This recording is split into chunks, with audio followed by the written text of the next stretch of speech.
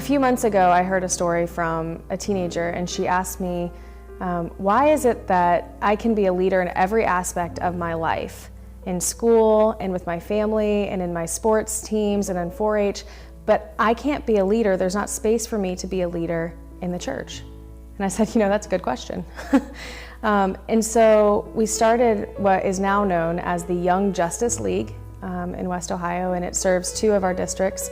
And we pulled together youth pastors who we knew were mission and justice mindset people.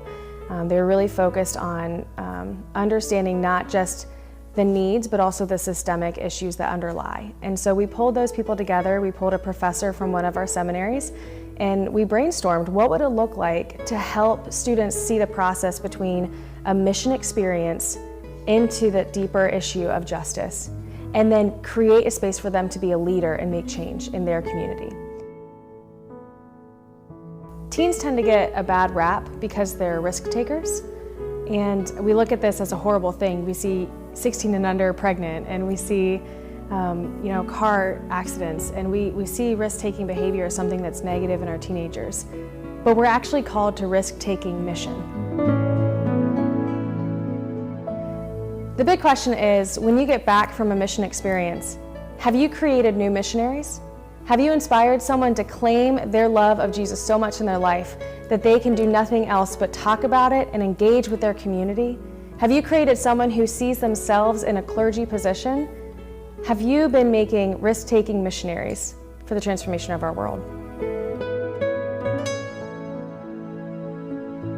It was my first mission experience as a teenager, and we were in Appalachian area. I don't even know which state.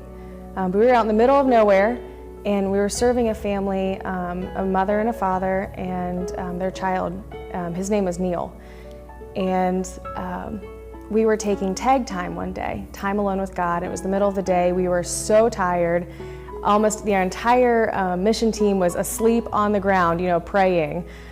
And I look up, and I'm behind these trees, and I see Neil, who's about 7 or 8 years old, carrying this cross that he had nailed together with the pieces that we were taking from his home to rebuild. And he had made this cross, and he was walking to each person. And with where the sun was, there was a shadow that fell on every person that he walked past. And it was this presence of Christ literally shadowing over this person, every person on the mission team. And that's when I understood that it's not about me and it's not about what we do, but it's about the relationship we build and how we can transform other people's lives as we're doing that, as Jesus is doing that in our own lives.